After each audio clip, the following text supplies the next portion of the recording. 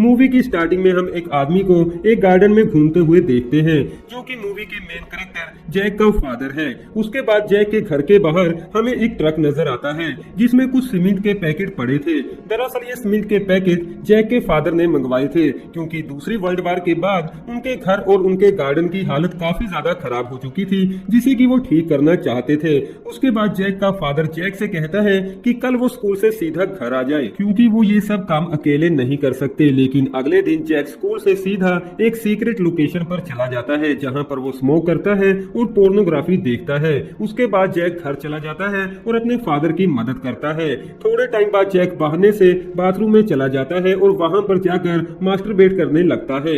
लेकिन दूसरी ओर जैक के फादर को काम करते समय हार्ट अटैक आ जाता है, जिस वजह से उनकी मौत हो जाती है। अब जैक की फैमिली में वो सिर्फ 5 लोग ही बचे थे, जिसमें जैक की माँ, उसकी बड़ी सिस्टर जूली, छोटी सिस्टर सू और उसका छोटा भाई टॉम शामिल थे। कुछ महीनों बाद जैक की माँ जैक के पास जाती है और उसे उसकी स्मोकिंग की गंदी आदत को छोड़ने के लिए कहती है। उसके बाद जैक ब्रेकफास्ट करने के लिए किचन में चला जाता है, जहाँ पर पूरा परिवार काफी सैड दिखाई देता है। जैक स्कूल चला जाता है। स्कूल से वापस आते समय जैक जूली से बात करने की कोशिश करता है, लेकिन जूली बात करने के मूड में बिल्कुल भी नहीं थी। वो नाराज होकर जैक से कहती है कि वो सिर्फ अपने बारे में ही सोचता है, उसे अपनी माँ और जूली की बिल्कुल भी फिक्र नहीं है। थोड़े टाइम बाद जैक टॉम को स्कूल से वापस घर लेकर आने के लिए चला जाता है, क्योंकि उनकी माँ की तबीयत थोड़ी खराब थी। अब यहाँ पर जैक जूली का मूड ठीक करने के लिए एक कॉस्ट्यूम पहनकर उसे डराने के लिए उसके कमरे में चला जाता है, लेकिन वहाँ पर वो दोनों एक दूसरे के काफी ज्यादा करीब आ जाते हैं, जिस वजह से जूली गुस्से में आकर जैक को अपने कमरे से बाहर निकाल देती है। अगले दिन जैक का बर्थडे था और वो पूरे 16 साल का हो चुका था और जैक की माँ की हालत काफी ज्यादा खराब हो चुकी थी, जिस वजह से वो अपने कमरे से बाहर आ नहीं सकती थी। तो जैक अपनी माँ के लिए खाना लेकर उनके कमरे में चला जाता है। जैक की माँ as a birthday gift Jack को कुछ पैसे देती है। जैक अपने कमरे में बैठकर एक बुक पढ़ रहा था, जो कि उसकी छोटी बहन सू ने उसे गिफ्ट की थी। तभी जैक के कमरे में जूली आती है और उससे कहती है कि उनकी माँ बीमार होने की वजह से अपने कमरे से बाहर नहीं आ सकती, जिस वजह से वो सब जैक का बर्थडे उनकी माँ के कमरे में ही सेलिब्रेट करेंगे। सभी लोग जैक को कुछ गिफ्ट देते हैं। बाद में जूली कहती है कि अब जैक की बारी है और वो उन सबको एक सॉन्ग सुनाएगा।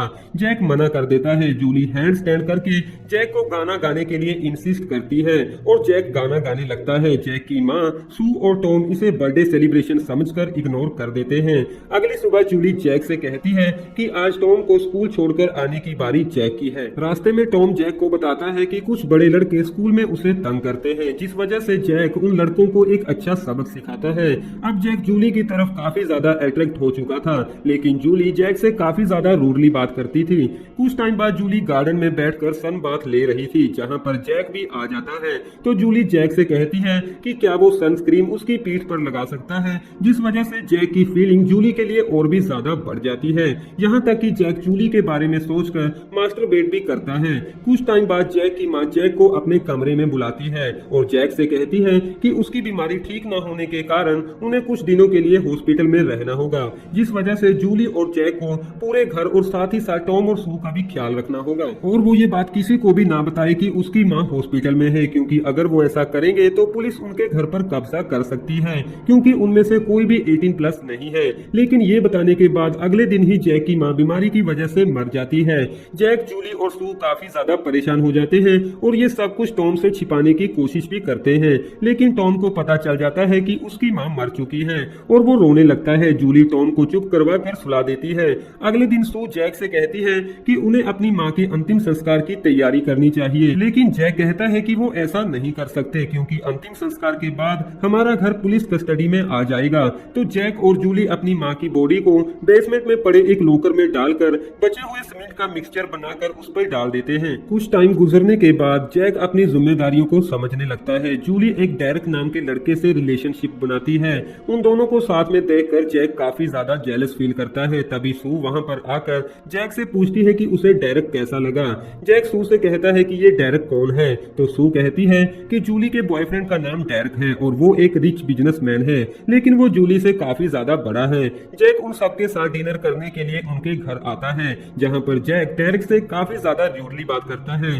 डेरेक के पूछने पर जैक कहता है कि उसे डेरेक की कार बिल्कुल भी पसंद नहीं है क्योंकि रेड कलर्स की कार खिलौनों जैसी दिखती है। अगले दिन डेरेक जैक से मिलता है और उससे कुछ बातें भी करता है। डेरेक जैक से कहता है कि उसे डेरेक से गुस्सा होना नहीं चाहिए, वो एक अच्छा आदमी है। डेरेक जैक को ये भी बताता है कि वो जूली के साथ उनके घर के बेसमेंट में भी गया था जहाँ पर एक बड़ा सा लॉकर और कुछ फालतू सामान पड़ा था। ये सुनकर जैक डेरेक से कहता है कि तुम्हें वहाँ पर जाने की कोई जरूरत नहीं है। अगले दिन टॉम को घर की बेसमेंट में से कुछ गंदी स्मेल आने लगती है और वो बेसमेंट में उस लॉकर को देखने के लिए चला जाता है। तभी वहाँ पर जैक पहुंच जाता है और डेरेक के पूछने पर कहता है कि इस लॉकर में उनका डॉग है जो कि कुछ दिन पहले ही मर गया था। रात को टॉम रोने लगता है और जैक के पूछने पर टॉम जैक से बोलता है कि डेरेक ने उसे बताया है कि बेसमेंट में पड़े हुए लॉकर में उसकी माँ की डेड बॉडी है। जैक टॉम को चुप करवाकर सुला देता है और जूली पर काफी ज्यादा गुस्सा होता है क्योंकि ये सब कुछ डेरेक को जूली ने ही बताया था। लेकिन जूली जैक से कहती है कि डेरेक खुद भी इस बात का पता लगा सकता था। जूली जैक से कहती है कि वो डेरेक से प्यार नहीं करती और जैक को किस करने लगती है। जूली जैक से ये भी कहती है कि जूली और डेरेक का रिलेशनशिप एक फिजिकल रिलेशनशिप नहीं था। जिसके बाद जूली और जैक एक दूसरे के साथ इंटीमेट होते हैं। तभी वहाँ पर डेरेक आ जाता है और ये सब कुछ देखकर जूली से कहता है कि उन दोनों में ये सब कुछ कब से चल रहा है।